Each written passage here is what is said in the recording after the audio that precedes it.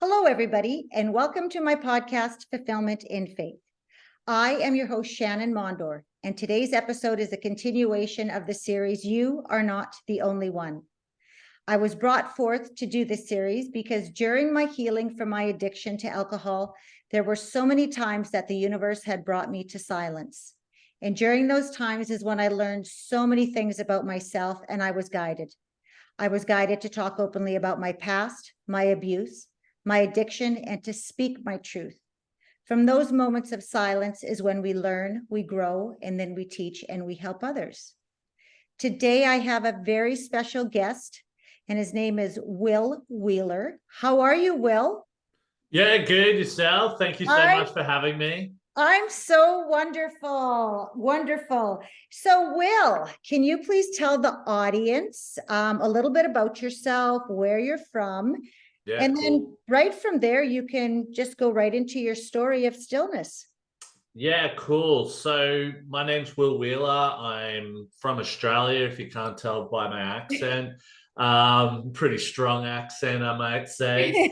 But yeah, so a little bit about me. So I'm dyslexic and ADHD. I actually own a company called Neurodiversity Academy, and we're all about helping people to thrive in adult education. For myself, I failed school. Back when I was younger, I had a lot of, I didn't even know I was ADHD at the time. I had a lot of, problems through school with, I suppose, bullying from teachers. And what normally happens is when you're sort of I suppose a bad student in class, you sort of become a bit rebellious. So you sort of stand up to the teachers, and the teachers really work hard.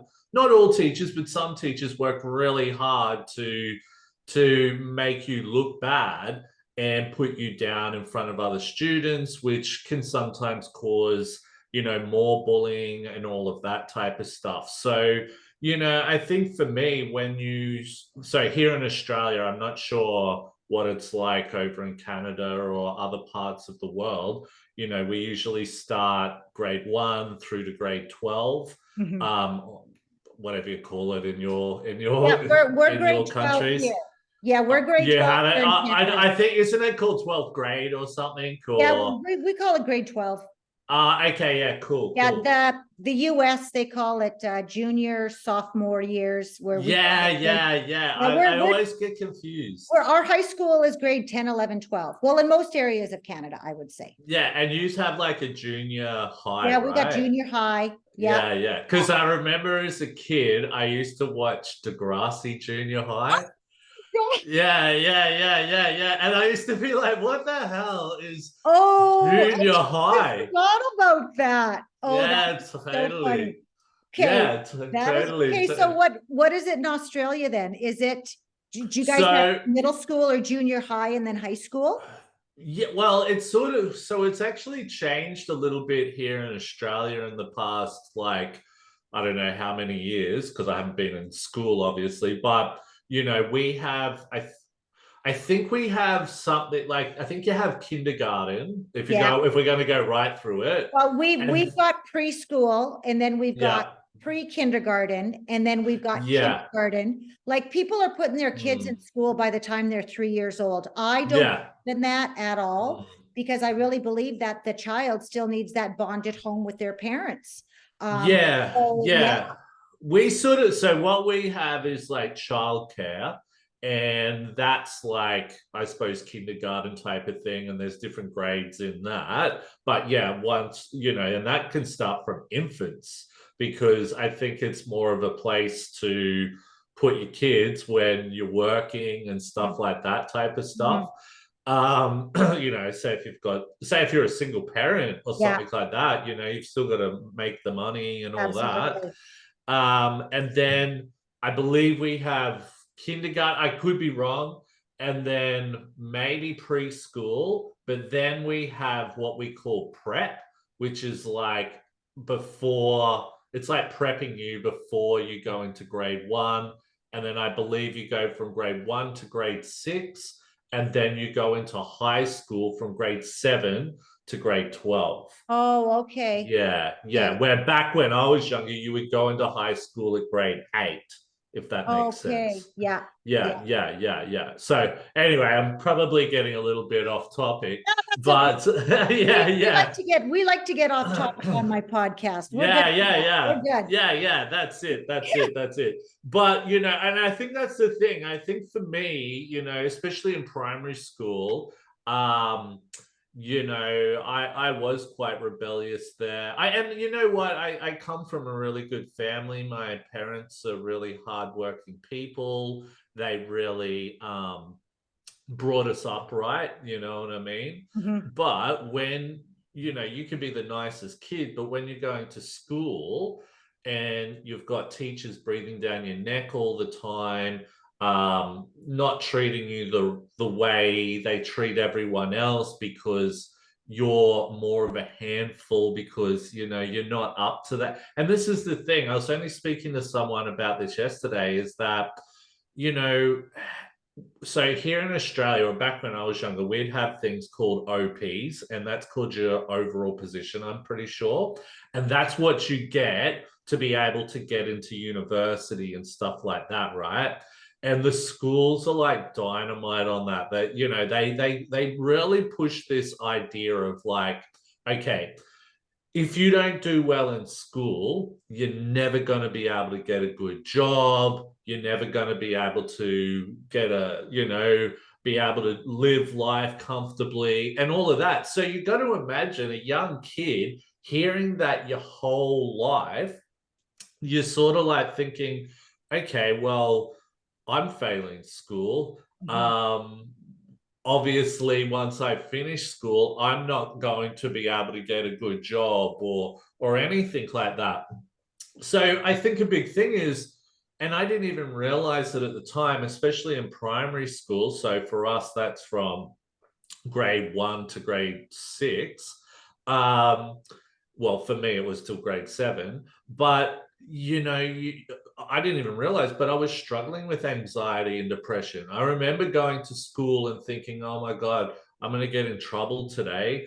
And I was afraid to go home and tell mum and dad if I was getting in trouble, or my teacher had called them up or whatever like that, because I believe that you know the teachers would fill my parents' head full of crap a lot of the time. Do you know what I mean? A Mhm. very manipulative type of thing.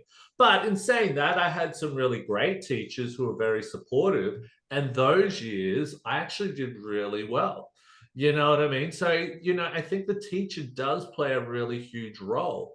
And the other things was too, I was good at a lot of things as well. And I would run circles around people in those things.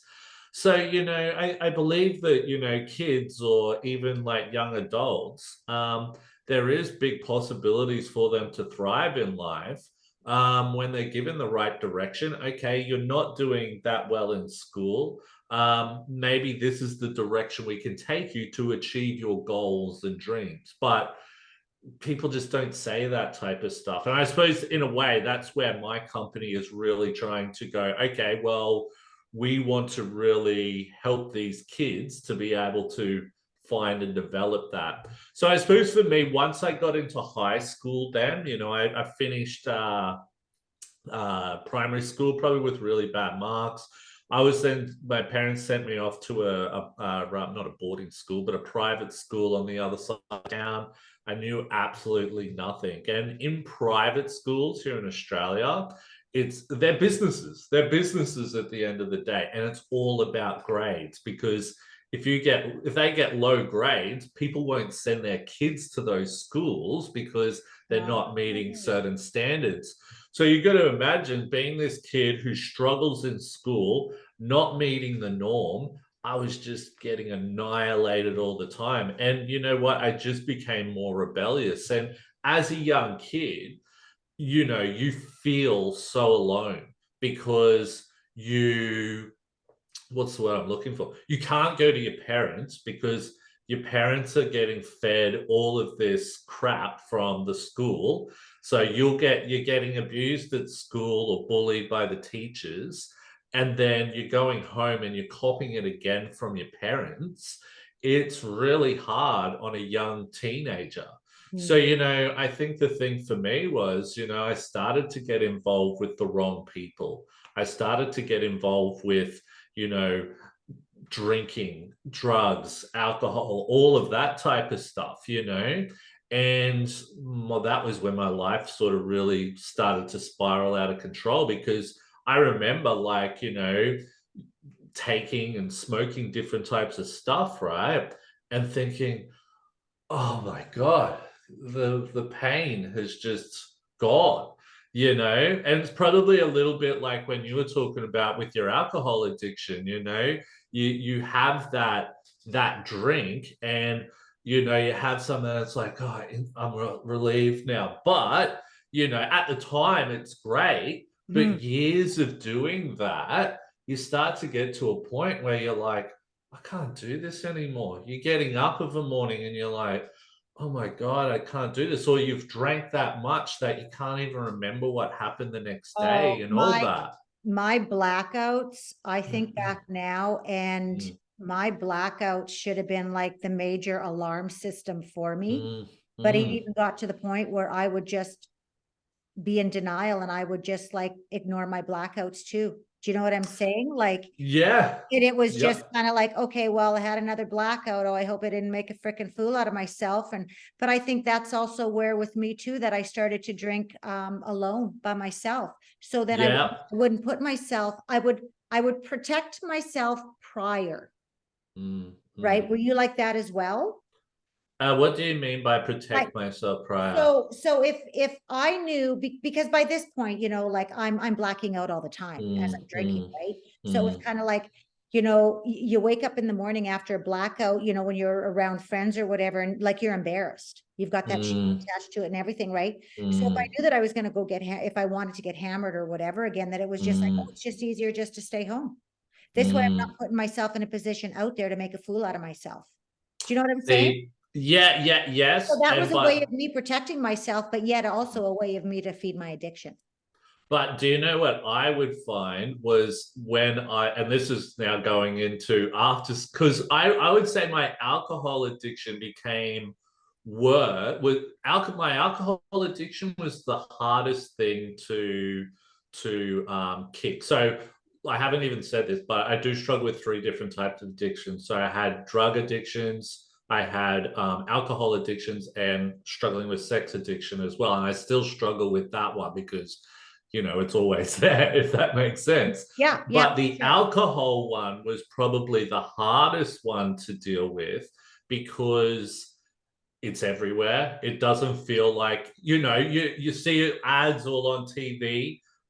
Here in Australia, we have a huge drinking culture here. Oh, that's the same And thing here.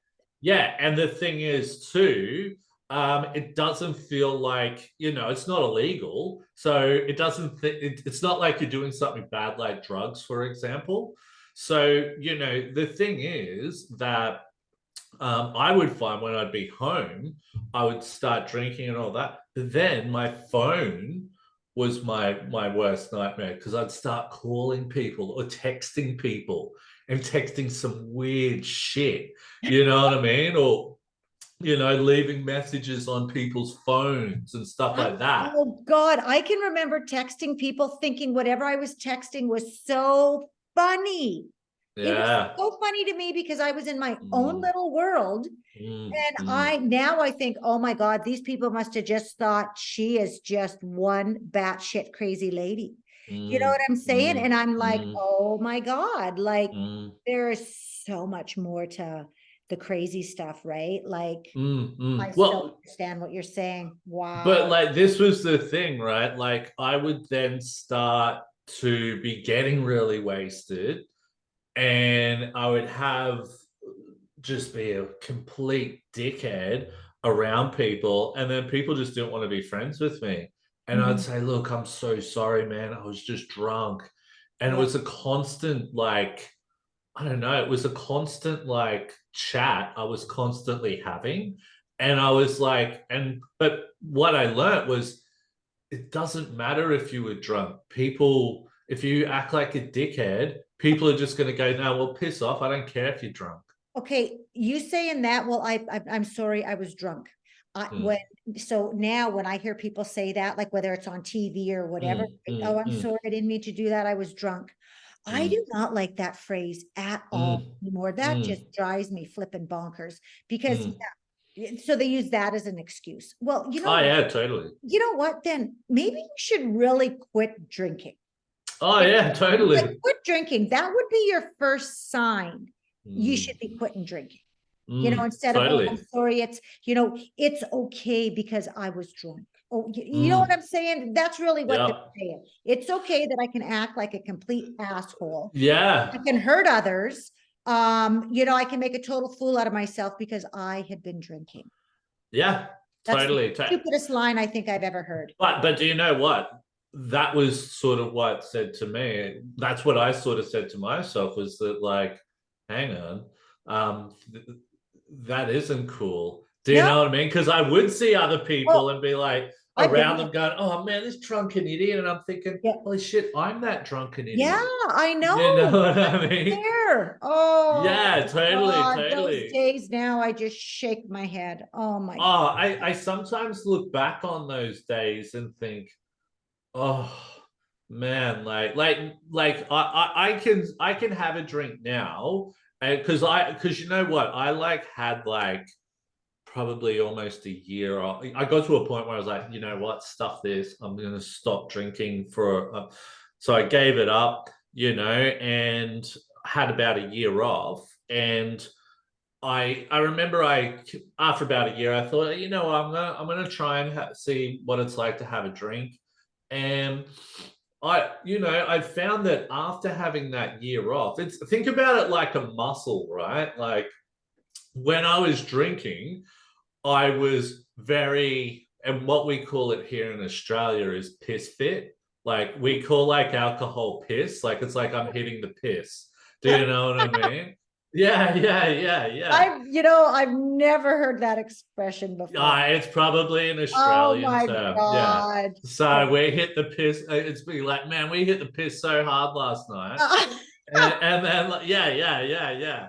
And then, like, so what we call it is piss fit, right? So if you can, so when when you've got a big drinking problem, you can drink a lot before you start to feel the effects, Yeah, right? yeah.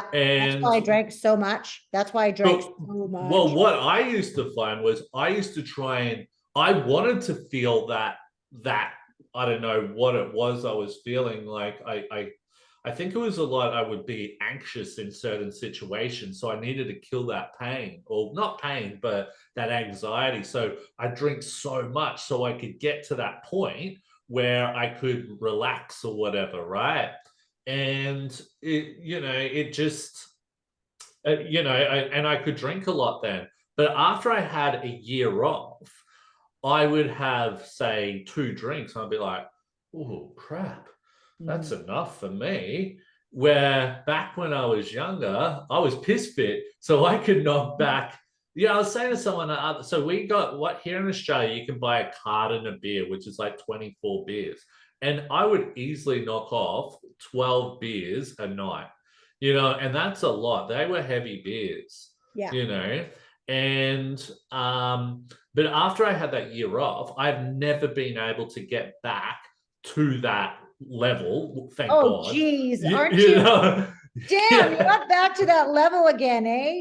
Yeah, no, no, no, no. I never want to be back to that level ever. But it is. It's good that now I can get to a point I could go, oh, you know what? That's enough. Uh-huh.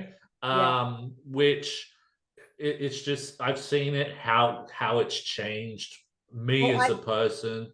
I don't know about you, but I can handle being around, like I can be around a drinking environment, but you'll never Mm, catch me in a bar or a mm, nightclub or a lounge or mm, anything like that. mm, But mm, if I'm at mm, someone's house or, whatever it is, and there's alcohol being served and I'm around people drinking, uh, mm. it doesn't bother me that people drink, like, because I don't Mm, crave it or whatever. It's your life, mm, totally and completely, right? But mm, I know that with me, I can handle being around people for one drink is okay. You know, mm, they're having a decent, we can have a decent conversation. Two drinks, I'm mm, kind of paying attention. Three mm, drinks, man, I'm out of there.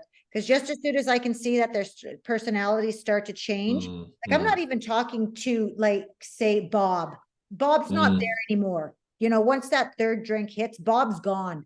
You know, Bob is like on a Mm, totally different level, mm, which is like a total low vibration. And it's just mm, like I can't even stand to be around, say, Bob or Ken or anybody anymore, right? It's mm, I'm out of here, right?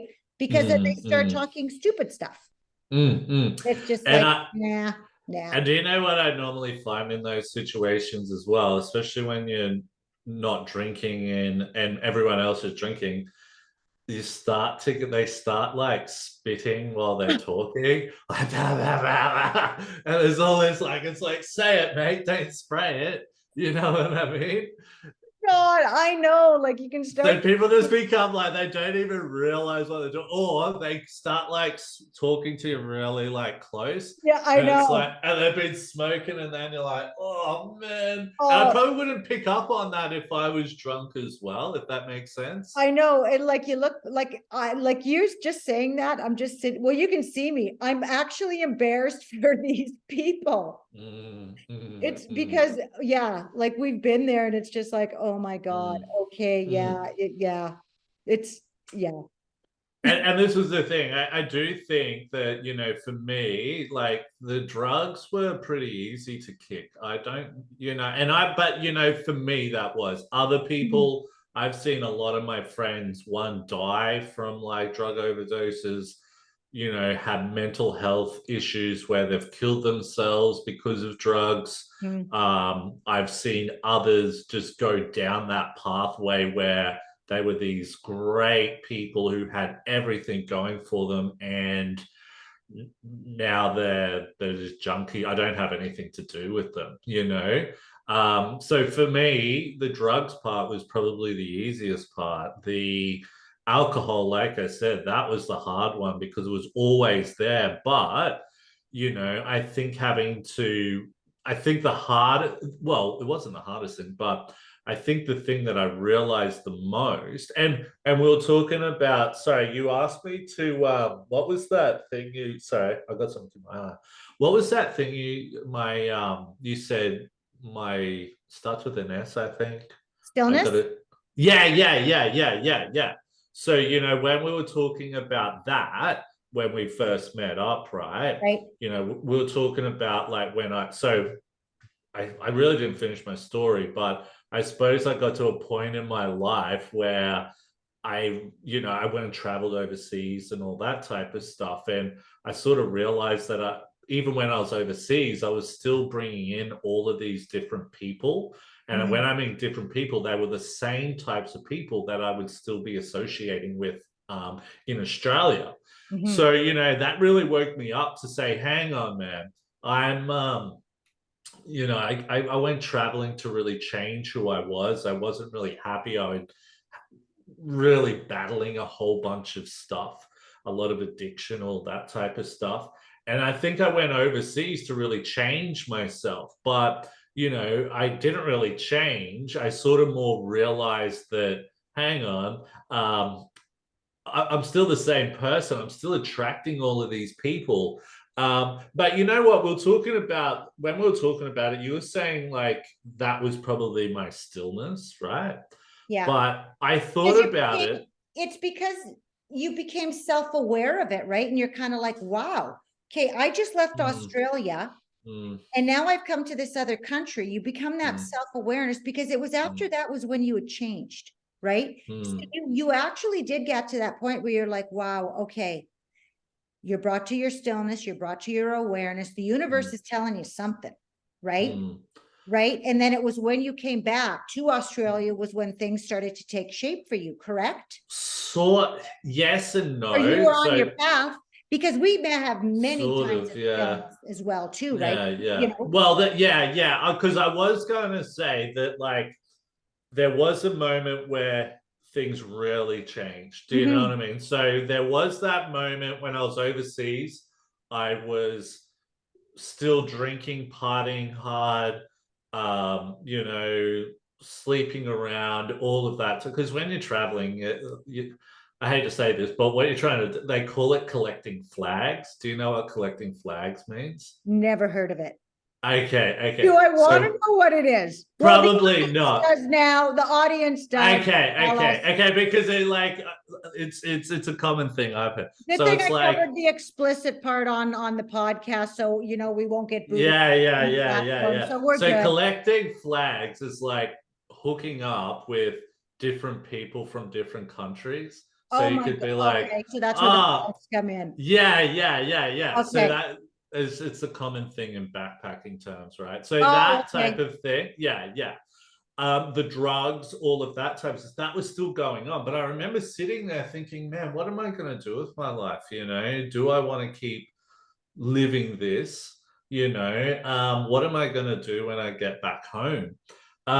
So you know what? It was interesting. I ended up, I ended up speaking to my parents and sort of said, they actually had a really good job opportunity come up, and they're like, "Well, you should come back. These people are interested in speaking to you, all of that." So I ended up coming back to Australia, and I got this job in it was like training and education. So training people in leadership, management, for qualifications, all of this type of stuff. Took me all around Australia, all that. I was winning awards. I was doing all this great stuff. But what I was finding was I was still hanging around a lot of the people I was hanging around with before I went overseas. So the drugs were still there, and there'd be quite often times we'd get on ecstasy and that during the, not during the week, but on the weekends, or LSD, go to big bush doofs out in the bush, all that type of stuff. Um, Alcohol would be constant, you know. Say if you're having a down day, you ring up your mate and they'd be like, "Oh, come over, man." And you know, they'd go, "Here, have a beer or have some weed or something like that." Where really, when I look at it now, that's probably the last thing you need when you're really not doing well mentally. So, you know, that went on for years. And but the thing was, I was progressing in my career. You know, I was starting to get some really good things. And, you know, people used to be like, man, you're wild. Because I can tell you right now, when I would like drink and get out there, I was a party animal. People loved being around me. And they're like, man, how can you achieve what you're doing? And you're this wild dude on the weekends. And at the time I thought, yeah, man, because I'm, you know, cool, all that type of stuff. And then I remember like I wanted to step away from my career and really go into business, sort of about around what I'm doing now, right? And I sort of found that I would go to like a lot of events to watch, you know, big business people talk about how they were able to succeed and all that. And it was quite interesting because a lot of them had lived a party lifestyle themselves. They're like, you know, I used to party, I used to take a lot of stuff and blah, blah, blah. And I could really see myself in these people. And they said, the one thing you can't do, they said, if you want to build something like this, you cannot be out there partying all the time. If you've got friends who are partying and doing all that stuff, get rid of them, you know? And I'm sitting there thinking, you know, because at that point my career was going pretty good. I was, you know, doing pretty well. And I thought, think how much better my career could be going if I was to cut out all of that type of stuff, right? So I remember that day I went back to where I was living, and the people I was living with were having a party, and there was just like crack pipes everywhere. People were taking like I don't know what it's called, but like you get like these like, you know, like I think they're like soda bulbs to make like cream or something. And if you pierce them and inhale them, they give you this really big high or something. I don't know. I don't never take them, but what it does, it cuts the oxygen off to your brain. So Oh, you that actually hallucinate and sounds all. like dangerous. Oh, dangerous as. And there was people everywhere doing this stuff. And I'm sitting there Oh, thinking, I'm sitting there thinking, you know what? I've just gone to this really positive, motivational thing, and then I've come back to this shit. And Yeah. I'm just looking around thinking, these people are not me. I'm No. different. I've got to get, and the next week I packed my shit up and moved out of there. Right. And that was where I was really like, okay, this is where we're ready to rock and roll now. Yeah. And that's where my career really started to skyrocket then. So I was sort of monotoning, doing Yeah. some great things, but now it's like fully skyrocketing type of thing. So I think I sometimes get pissed off with myself because I'm thinking, why didn't I do that earlier? But you know Do what you the know what I good thing mean? is? You know what the good thing is because I really like listening to your story, like Mm, even before for our meet and greet when we were talking, when you were telling me your mm, story and everything. mm, It's when we allow things to come into our lives. mm, First of all, you had that self-awareness in that other country, right? mm, Then you were willing to allow it to come in. So that's why that whole, the motivational conference and mm, everything you were at was brought mm, forward to you because you were ready to allow it to come into your life. And then mm, you're looking around at this party, and you're thinking, holy God, like, now mm. that is like a kick in the pants for you to be like, no, no, I'm out of here now. But you allowed that to Yeah. come in. Otherwise, if you didn't allow it to come in, you would have been right in there with that party. You would have Mm. never changed. So you Well, brought that into your life, is what you did, having that yeah. positive influence. See, the thing is, as well, I often think back to because I had a meeting with someone I went to school with yesterday, and we were talking a lot about what it was like in school and all the people that we used to hang out with, all that type of stuff. And I think to myself, would I have been different if I have had, I don't know, maybe mentors or something? I just don't know. I Mhm. think back to when I was that age, maybe I would not have been open to that back then. I really don't know. I think it was just I got to a point where a lot of my old friends were pissing me off. They just weren't changing. I wasn't meeting new people. Um, for a long time, I felt really positive about myself. But when I was around these people didn't make me feel the way I wanted to feel. And I don't want people to like lay a red carpet out for me, but Right. like I want to feel like someone, you know what I mean? And that was probably what I was lacking, type of thing. But more than anything, I want to feel like someone who can then help others feel like someone as well, if that Yeah. makes sense, Oh, yeah, I totally, because that's my whole goal too in life, right? Mhm. And Yeah. like, And you have to be positive in your own skin to be able yeah. to be positive to help others see that as well, if that makes Oh, sense. absolutely.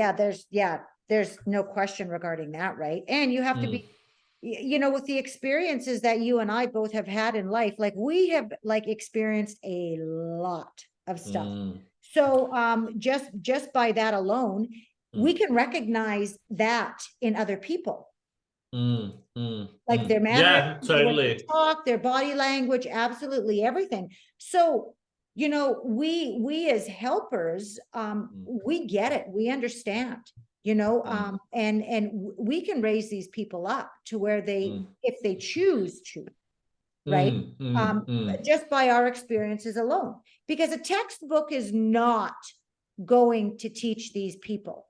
Words, Oh no. words don't teach people. It's action, Mm. it's experiences. And I think it's like, so say for example, and I was only thinking about this the other day, like so my parents owned like a commercial cleaning company when I was younger. Mhm. And so when I was in high school, they'd get me to work for them and do cleaning and work with their staff and all that. And I really think about it now, and I really wish that mum and dad had a said, look, go out and get a job at McDonald's or something like that, where I really had to stand on my own 2 feet. Because I think for a long time, I just relied too heavily on my parents, where once I moved overseas, that was where I really had to do things for myself. And I sort of think, man, maybe if I had done that earlier, maybe I would have been able to work, learn stuff a lot quicker type of thing. I'm not sure. That's just the way I sometimes think sometimes. I'm Okay, really not well, sure. just kind of look at this same scenario, right? Like, because there's so many people out there, which are definitely happy with their life, Yeah, totally. but they're on a hamster wheel. They're on a hamster Mm, wheel because it's comfortable. They get mm, up in the morning, they go to work, they come home, they, make supper, they watch Netflix, they go to bed. They do this day in, day out, day in, day out, yeah. Monday to Friday. They look forward to their Friday, right? Because Mm, they're going to have drinks at the, local pub with their buddies, right? yeah, yeah. And they do it on Saturday night. And then Sunday, you know what? They wind down, probably hungover, whatever, Mm, and then Monday to Friday, do the same thing over. And they just do it over and over and over. And mm, they stay with those same people. They stay within the same community. They might go on a little holiday here or there, but they're dragging, their best friend with them. And then they're coming back. And it's just a hamster wheel cycle over and over and over. Where you and I, we've gotten off that hamster wheel because we know that there's something so much more out there. So that's where we've mm, grown, right? We've had mm, all these experiences, we're bringing in all these totally different people from all over the world or whatever, mm, right? And so we're mm, also gaining knowledge and experience in that too. That's mm, where it becomes our self-awareness, right? But that's mm, where you and I, we both want to grow. So, mm, and so of course we're allowing ourselves to, so of course it's all coming to us. Like I even look at myself compared to like, say 5 years ago, my world was so teeny tiny, mm, and I've mm. grown so much from there. But any of these individuals that I used to own from that I used to know from my past or whatever, they're on that hamster wheel, and that's Yeah. great. I'm Yeah, not, yeah, I'm not totally. saying that it's a bad thing or whatever, but when I go back to that environment, they are still talking about things that happened 10 years ago or 20 Mm, years ago. And I'm like, wow, mm. wow, I can't have a conversation with like that because I don't really care anymore about what happened It just 10 or doesn't, 20. yeah. It's just not where I am. I want to talk about what I'm going to be doing in the future, or how I'm going to be helping somebody, or this great individual that I just met, or Mm, you know what I'm mm. saying? Like and I'm Well, sure you encountered that, but that's well, because do, you have to mm. get out of the box. So many people Well, just aren't comfortable within the box because they're so afraid. I went to I got invited to my friend's engagement party a few years ago now, and I remember going there. I was only there for an hour because I got there. And this was the thing that used to annoy me about a lot of my friends. When we'd be wherever we are, all they'd be talking was about drugs, the different Mhm. drugs that they've gotten on, and all of that type of stuff. And I'm thinking, I get there, because I've made this huge change. And I get there and I'm like, hey, everyone, and then everyone's sitting there talking about drugs. And this was an engagement party. And then, like, the guy who's trying to become the groom, or was becoming was going to be the groom, he is then asking everyone, oh, can you get on? Can you get? And I'm thinking, dude, this is your engagement party. Yeah. Why do you need to get on drugs for your engagement party? You know what I mean? And I ended up leaving because I was just like, you know what? I am so different now compared to all of and that was where I really realized that I had changed so much. Mhm. But do you know what I sort of did find was, and this is sort of the thing that I've sort of found, was that when you do struggle with addiction, it's like it then goes to, say, if you get over one addiction, you then struggle with something else. If you Uh, get over that, you struggle with something else. It's that ongoing thing. well, after I quit drinking, Mm, and mm, then when I quit drinking for that year after I came out of treatment, mm, what was my focus on? Coffee, loved mm, coffee. And then mm, another thing that I went into, my addiction switched to fitness. mm, I was a bodybuilder. Like I was always mm, very athletic throughout my whole years, but that was when I was in treatment. I was like, okay, so what am I going to do next? Because they kind of get you to set mm, little goals or whatever, right, before you mm, leave treatment. mm, mm, It was like, no, mm, you know what? I think now I'm not going to be drinking because that was an interference before. mm, I always wanted to bodybuild, but it was like, mm, so that, yeah, so that was what into my addiction was mm. fitness, big time. big time. That's all I But focus on, right? And then but after I crashed and burned again, mm, right? mm, And then I drank for that year and a half. Then mm, when I came, stopped drinking altogether, then I kind of leveled out, right? Like, do I mm, feel that I have a big addiction now of anything? I think my biggest addiction would probably be coffee. mm, I love my mm, coffee and I drink it all day mm, long. But all I can say mm, is I would rather have a coffee addiction than any other addiction out there for sure. mm, mm, What about mm, you? mm. What, you know? Well, like I said, like the thing for me was that,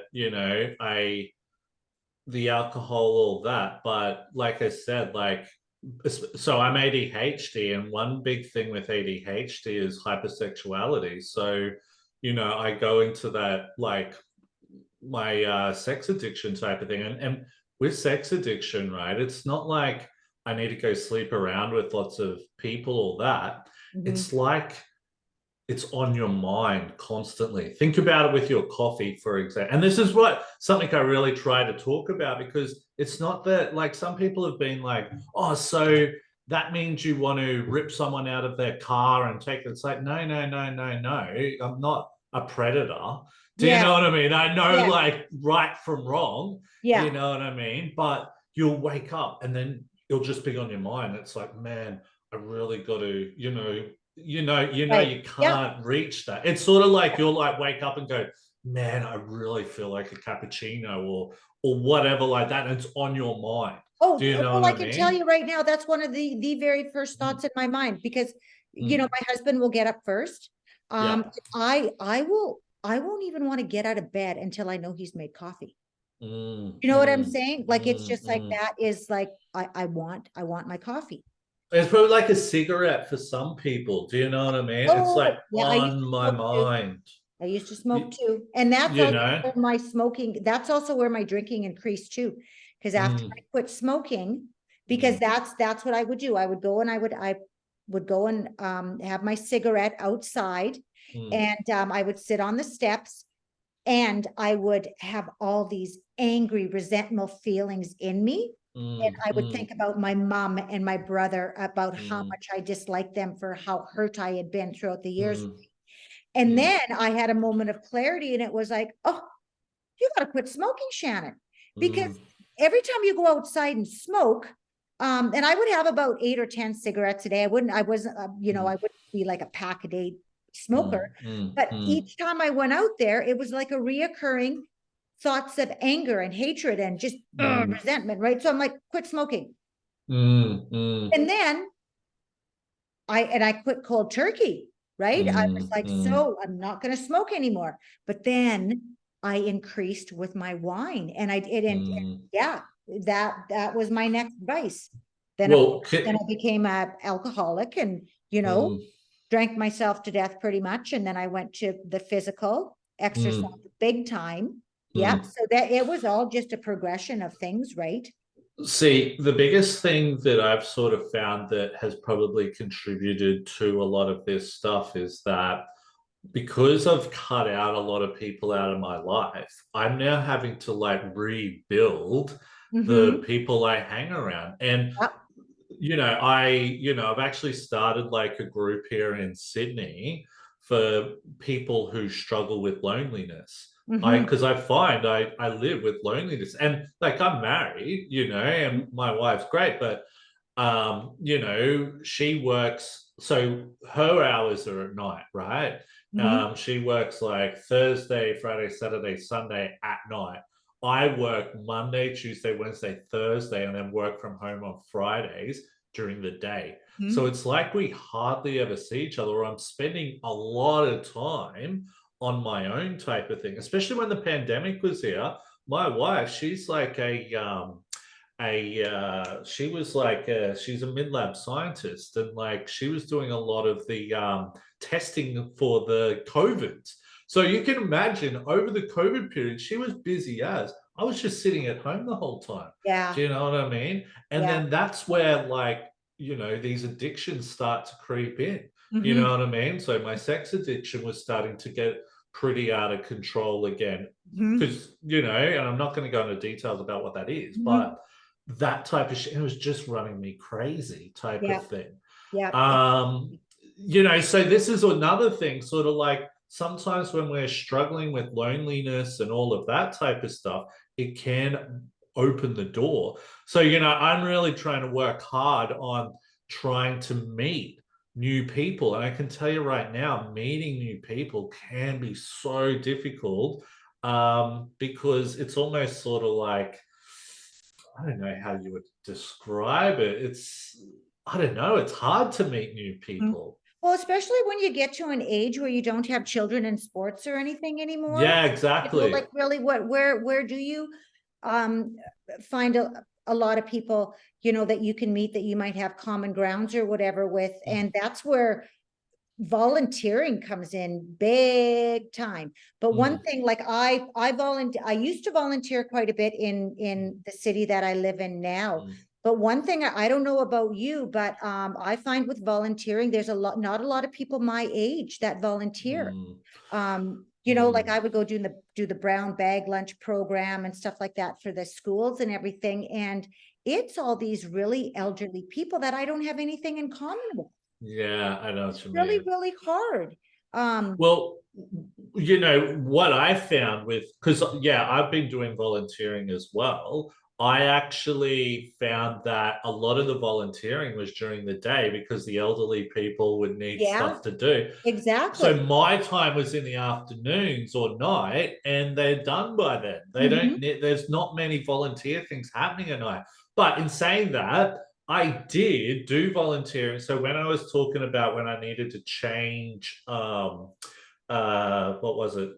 Get rid of a lot of my friends. I would go and I remember back up in Brisbane. So I live in Sydney, and Brisbane's like, about a 12-hour drive from Sydney, about an hour and a half plane ride from Sydney. And I remember I got like a volunteering job working with homeless people. And it was cool because it was on the weekends, it was on Saturday. So instead of going to the pub with all my friends, I could go and do homeless work with the homeless, just giving out coffees and having chats with them. And that was really cool. But moving to Sydney, there's nothing like that here. And I haven't been able to find that place Mhm. again, type of thing, which is so frustrating. And Mhm. sometimes, trying to organize things, like people are like, why don't you start a meetup and do all that?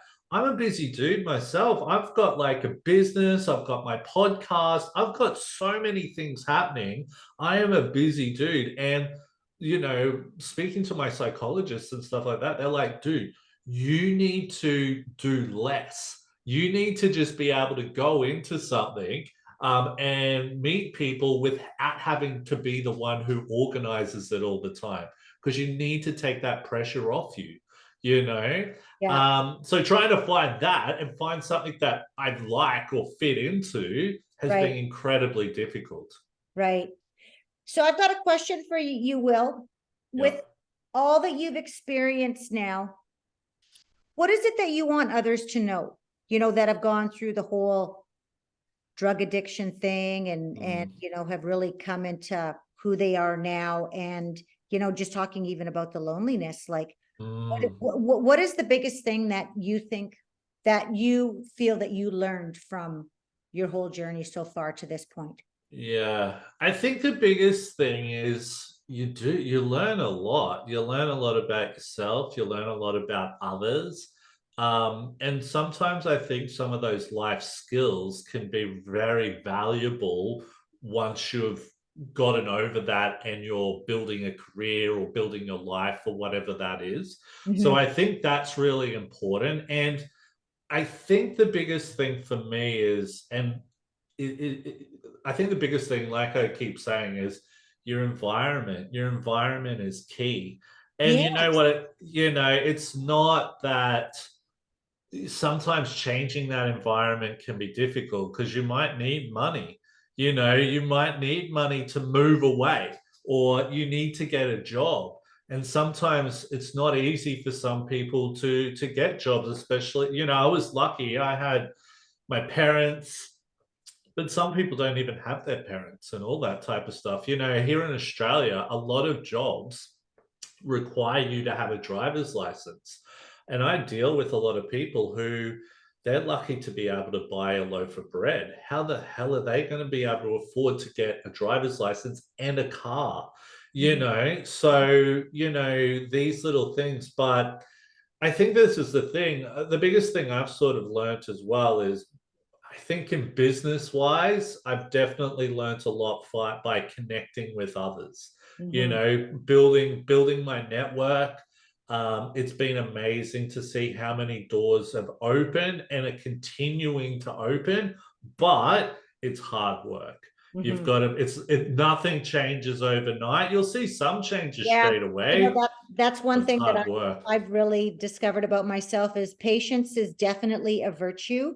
One step at a time, and those little steps turn into something big, huge, and gigantic. And it's Yeah. so embrace and love all these little Mm. steps because it's Well, going to make a huge difference in the Well, end. this is the thing. Like I was only speaking to someone about this the other day. I would go into a lot of networking events around like diversity and inclusion with some of the biggest companies in the world.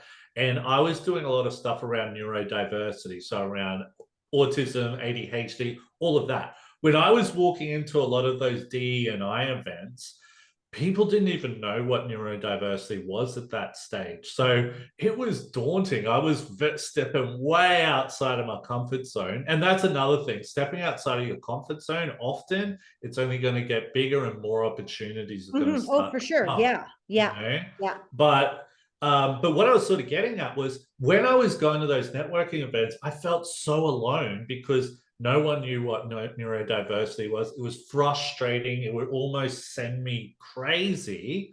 But then now, years later, people are starting to call me going, "Hey, Will, I remember meeting you at that networking event years ago. You were talking about neurodiversity. No one was talking about it then. Everyone's talking about it now. You're the man. We want to talk to you more." Do you know what I mean? Yeah. So, So that's my next question. yeah. So what advice would you give others? In regards to life or business? Combination of both. Because you're kind of living, well, you're living proof of both, really, Mm, mm, mm. you know? So life definitely, sometimes you've just got to make those hard decisions. And like I said, there's going to be consequences. And when I mean consequences, I don't mean bad consequences. But there's When always I'm something bad with whatever you do anyways, and that's Yeah, yeah, like yeah. stepping down, right? So like I said before, right? Getting rid of all of my friends was good because I was able to start developing and start growing into the person I was. But then I had no friends and I struggled with loneliness. It was hard to, now that I don't have all the drugs and the distractions, I find my mental health is sometimes I have to try and look after that more these days. So Yeah. you're going to see other things, and it can be easy to run back to those things because you're like, oh my God, I just need to be around someone, or man, I need to go to such and such, but it will still be the same. So you got to make that change. Change is difficult, but um, like we said, be patient with that, keep working towards it, and you will see those positive changes happen gradually. You Yeah.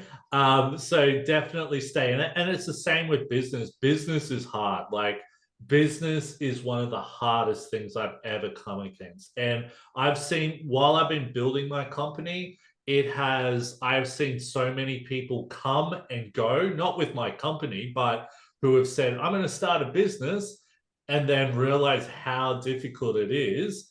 And then they've just dropped off. You've really got to work hard. It takes years. And, Mhm. the biggest thing with business as well, people don't. I saw this picture of like an iceberg, right? Yeah, Iceberg, you've got the I know which little one you're tip, talking about. then, Yes, yeah, and then I the know. big thing underneath, right? And it says business or whatever. And they talk about all this stuff underneath, but people only see what's on the surface. Yeah. And I think the biggest thing for me is people don't are only seeing what's on the surface, and they're probably not seeing everything. And there's all this hard work being done behind the scenes. Yeah, yeah. And Um, that's where the perseverance, the will, mm, and the imagination comes in, mm, right? mm, And what mm, you see on the top of the iceberg, what people see on the iceberg, that's the end result. If you keep totally. that end result in there and Mm, don't ever lose focus, you will have mm. it. But then, of course, if you don't start seeing, the little magic happen almost immediately, right? Then too many people give up too quick. And I think a big thing, especially if we think about business, for example, is that don't think of business as money. Like the money will come, but Money, yep, you got to look at the the little passion. wins. Yep. Yeah. So, for example, so I've got my podcast, and I went to an event a few weeks ago, right here in Sydney, and sorry, and this person goes, Will. And I'm like, hey. And like, I had no idea who this person was. He goes, man, I follow your podcast. I'm like, really? And our podcast is all about neurodiversity and stuff. And I said, are you neurodivergent? He's like, no, I'm not neurodivergent. I just follow your podcast. It was getting shared around at our work. I said, where do you work? And he's like, Westpac. And Westpac is like one of the largest banks here in Australia. Oh, And I'm like, are fantastic. you serious? And it was just like, you just don't know who's watching you. But that wasn't like money. He didn't go, here's $50. But Yeah, just that to me was a little win, because when you're doing a podcast, for example, it's not like a band. If you're a band, right? Your first gig, you might have five, and yeah, then maybe a few years later, you're packing out a stadium, right? And you can see your progress. But with a podcast, you may see your downloads and stuff like that, but you don't see your actual audience a lot of the time. exactly. And Mm, you know what the great thing is mm, that is right there a prime example of abundance. Because mm, mm, abundance not does not always come in the form of money. It comes mm, in the form of joy and happiness. And mm. that is a prime example right there. Yeah, exactly. And I think the biggest thing for us is the way I look at it now is that, and we're starting to, the money is starting to come in. Yeah, Do and you it know what will. I mean? Yeah, And that's the thing, because they're starting to see that, we're real. yeah, We mean what we mean. And this is the thing. I think a big thing, especially when you're building a business, I think I struggled big time with imposter syndrome for a long time. And now I'm really starting to go, hang on, I am the man. You yeah. know what I mean? You're I the am the man, man. I Will. know exactly what I'm talking Yeah, about. You know what I mean? I love And that. yeah. And and then I'm just like, you know what? I even know more. Because so with a lot of, I wouldn't call them our competitors, but businesses similar to ours, the thing they have is the money and the backing at the moment, right? What they don't have is me. And what I mean by me is my story. They don't have the backing story. Yes. And that's what's bringing people in, because they're like, holy crap, man, this guy's the real deal. Yeah, That's me up there. yeah, Like when I was at those events and I could see those people there and be like, that's me. I need to change myself, yeah. type of thing. I so get that. And that was Mm, like me. Well, you know my whole entire story. And mm, that was like me. It was like the passion I have for helping people is just overwhelming. And mm, and sometimes I just get so overwhelmed that I tear up and I cry and whatever, because it's just like, oh God, I just wish that you guys could understand. And you know, mm, and in order for me to help others, they mm, needed to mm, know my story totally and completely. mm, And mm. that's who I am, is my story. Yeah, Who you are is your story. And that authenticity of us sharing that is what draws people to us, because they're like, wow, wow, yeah. what an amazing example of overcoming so many things within your life. And you can Do you do know? it. You Do can you do know it. what's Yeah, totally. Do you know what something's funny, right? Because say, for example, when I started out in business and all that, my parents were against it. They're like, you don't, it's hard, don't do this. I don't want to see you go through all this pain and all this type of stuff. And they would do anything to try and deter me from doing that. But I kept ignoring them and just kept pushing through type of thing. And my parents have now changed and they've realized, hang on, Will actually is doing pretty well now. Funny story was my mum, where she works now, the CEO of the company she was working for, he came up to her and he goes, "Hey, are you Will Wheeler's mum?" And like she's like, "What? Yeah, yeah." He goes, "Oh, yeah, yeah. No, we all follow because I've got a big following like here in Australia on Uh-huh. LinkedIn and all that type of stuff." And he's like, "Oh man, yeah, we didn't realize you were Will Wheeler's mom." And my mom's like, and certain people have also said to her like, "Oh my god, yeah, that's that guy. I can't believe I'm talking to this guy, right?" And it's funny because mom's like, "Oh, it's so strange because to me, you're just my son Will, That's where all these Will. where all these other people are like, you're Will Wheeler's mum. And to me, I'm just a son. You know what I mean? Which is funny, but it's that hard work. It's like I almost had to prove to my parents as well that, hey, mom, I've got this. Don't stress about me anymore. I've got this. That's awesome. That's Yeah. awesome. So it was pretty awesome, actually. So in my closing here, where are you now, Will, in your life? You've got a podcast, you got your business. Do you want to talk a little bit about that? And Yeah. yeah, and then this is where all the information you give me, we're going to put in the podcast notes so people can Cool. click on the. Yeah, cool. So, like I said, I've got a company called Neurodiversity Academy, and what our biggest goal is to help. I think the hardest thing for a lot of people coming out of school or just in general, when they're trying to find where to get. I think education is still a really important thing, but if you're told in school you cannot really thrive if you fail school, you don't, as soon as you finish school, you don't want to learn again because your experience has been so bad, right? But what we really want to try to do is help people to go, hang on, if you're not doing that well in school, it's actually okay, right?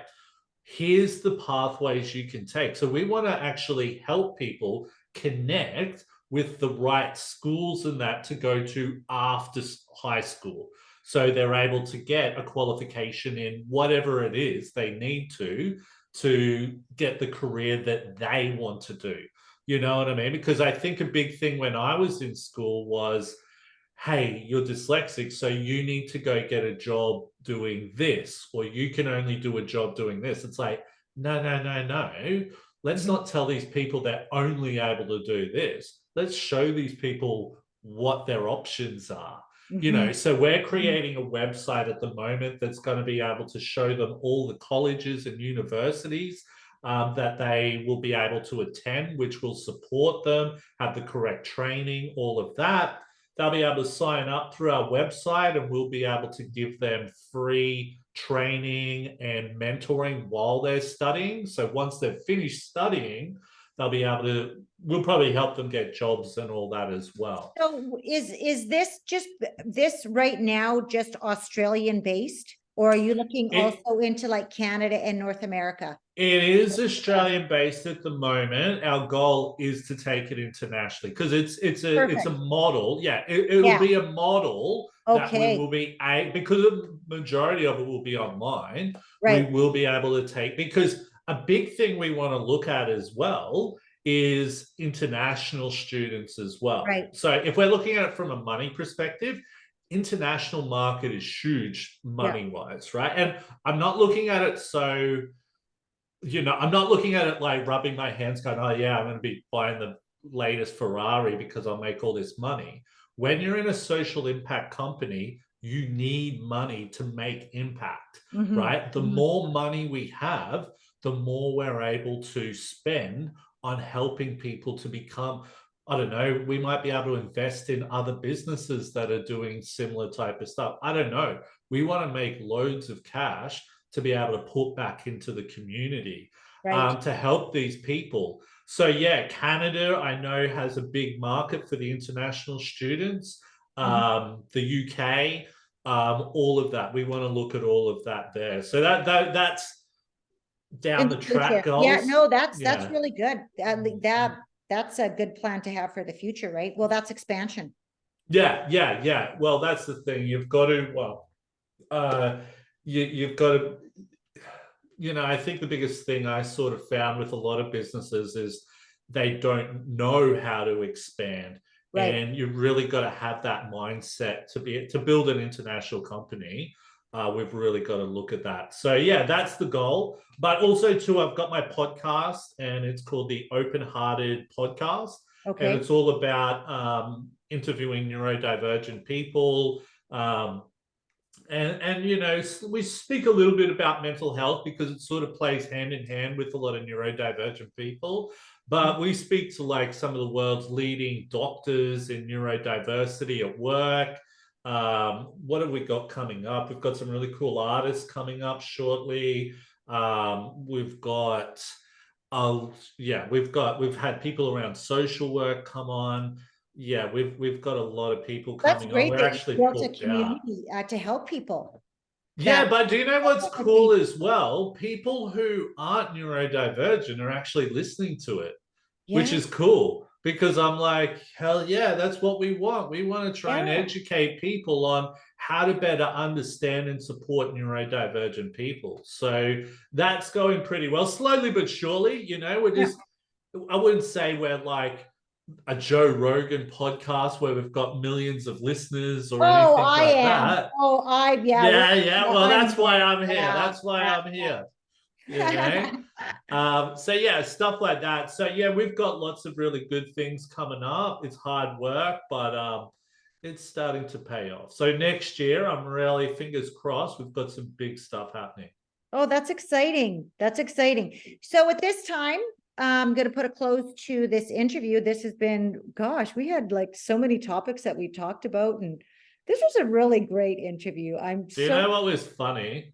yeah, That when we sort of spoke at the pre-interview, there was yeah, a lot of other topics we spoke about, but we yeah. really didn't discuss them, or the story didn't really We go just in went the on a way. totally different level again. Well, that's what Yeah. I'm finding, like all of these meet and greets, like, oh, I just have an absolutely good time with all of them, right? And Mm. I'm almost thinking that maybe I should be taping all of the pre meet and greets as well, because it's just awesome. Like the different Do, levels that I'm meeting individuals, and it's just mm.